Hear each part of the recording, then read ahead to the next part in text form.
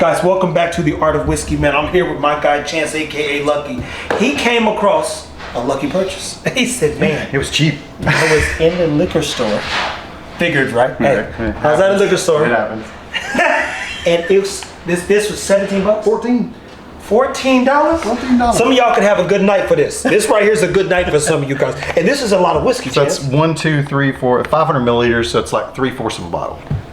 3/4 of the bottle will have you feeling like somebody else and want to be somebody else. So he said we're going to start weeding out. First things first, Chance, walk them through Heaven Hill, why this is special and why this might be a good purchase. 14 bucks is crazy. Look at that. Yeah, well, I think what it does a really good job of, this particular set, is it gives you a couple of their bourbons, a couple of their wheaters, and a rye. So you kind of get all of their mash bills in one.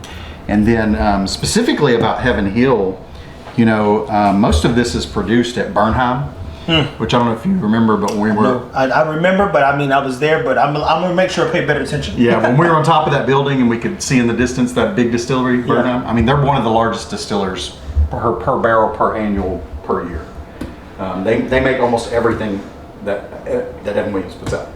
Or Heaven Hill, Evan Williams. This feels like if Superman needed an injection, he would... Like if you were like, stat, if it was glowing green. Bring him back to life, man. Give him some larceny. Well, we're going to start with Bernheim. Bernheim, named after the distillery. Very, very storied distillery. Believe it or not, some of your older juice that was Pappy Van Winkle was made at Bernheim. Well, if you didn't know that old Pappy started at Bernheim, now you know Pappy was there hanging out. They've been a couple places. I mean, they've you know, everybody considers them Weller, but back in the day, they didn't move over to Sazerac and the Weller camp till the 80s or 90s, and they've been making whiskey for a long time.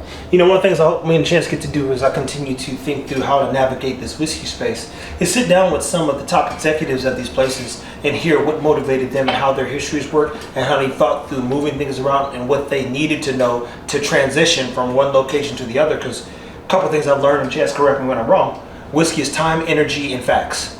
And here's the facts. There is no proof. Hence, here's proof. But my point is, you put it in a rick house, you put some recipe together, and you pray to God it doesn't leak. And then 10 to 15 years from now, you put it in a bottle, and hopefully it's good.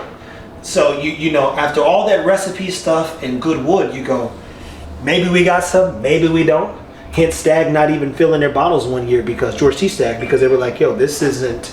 It's not what they thought was to their caliber of a George T. Stagg. And that's important too. So to hear that Pappy went from one location to another, it's like they had to trust that this was special. Well, you know, and here's the thing nobody realizes: Pappy is an NDP. Like, they don't have their own distillate. They don't. I mean, they contract distill at places.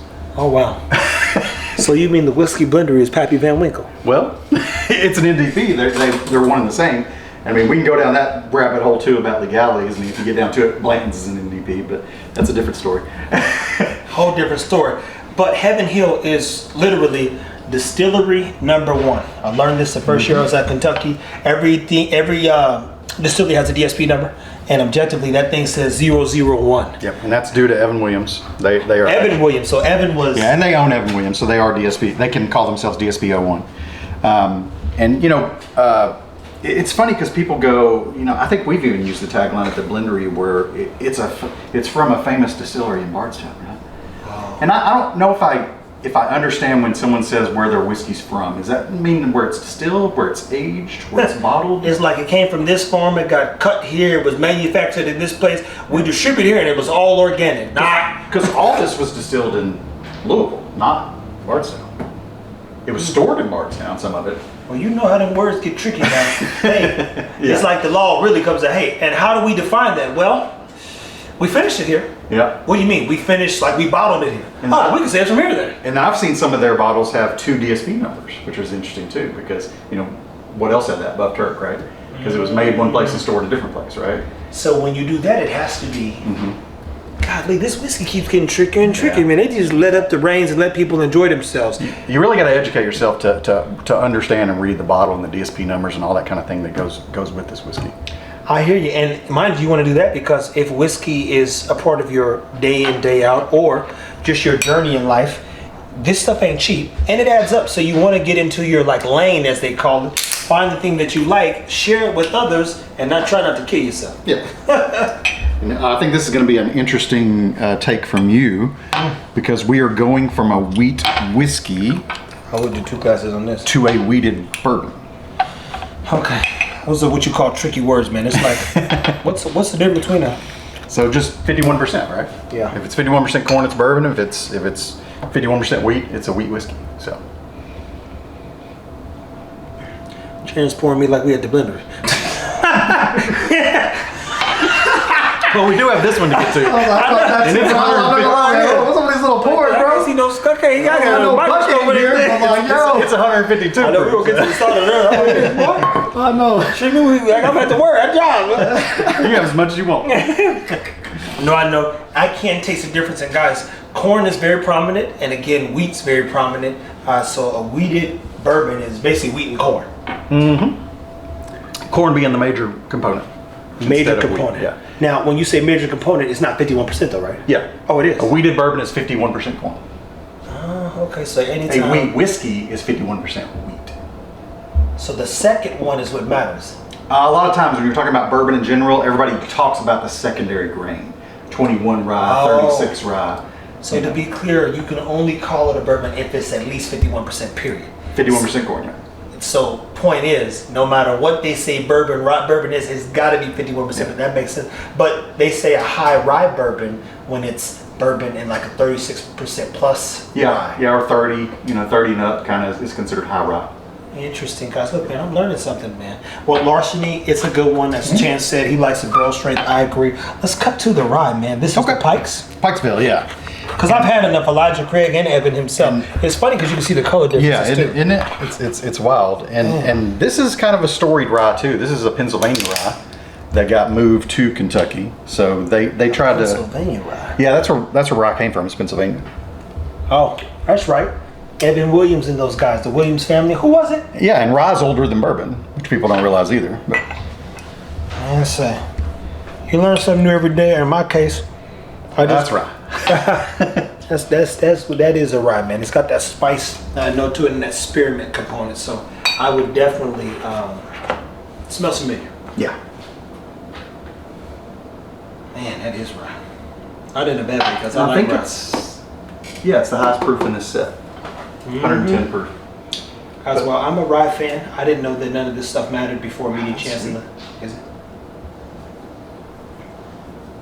Yeah, that's sweeter than the wheats. Mm-hmm. Way sweeter. Isn't that crazy? Man, that's like brown sugar. Literally, like if you was drinking white sugar and you drink brown sugar, it's like just enough sweet with a slight bit of butter on it, man. Yeah, and the mint doesn't even come into like the way back in the finish. Yeah, it's more on the nose. You can smell that mint, but you can't taste it at all down there. That's interesting. Well, guys, $14, and I feel like if you was with your friends, this would be a good purchase to start the night. You're like, hey guys, I got some stuff for us to share. Well, you always ask if someone's just getting into bourbon, what should I do? Hey, look here. $14. Have Hill put it in a box for you. Hey, this is a no-brainer, and I don't think it has no. Oh, tasting experience. Yeah. That's smart. That's smart, guys. Now, another thing I would tell you, I always tell you, get to the blending bird. If you're blessed to get out of Kentucky, about 4.3 million people hit the bourbon trail every year. If you get out there and you can schedule ahead, do that ahead of time. Get out there and have some people walk you through the tasting experience. What I've actually enjoyed, and all the times I've been with them guys, even though I went to TX myself, was how excited those people are about whiskey. Yeah. They're telling you so much stuff. You're like, wow. And they live it. It's for them every day, right? Every day, man. So what a great experience. That's a lot of whiskey. Yeah. That's a lot of whiskey. And Chance to be the friend who brings out his thing like, hey guys, we should blend this. It might happen. He started messing with it. But at any hoop, man, look, keep it whiskey. Such a good purchase. You get into the liquor store. Don't always look straight ahead. Look around and see what's going on. Hopefully you're learning something about whiskey like I am here. And as I've always said, man, keep it whiskey. Yeah, when you're doing some drinking, do a little bit of thinking.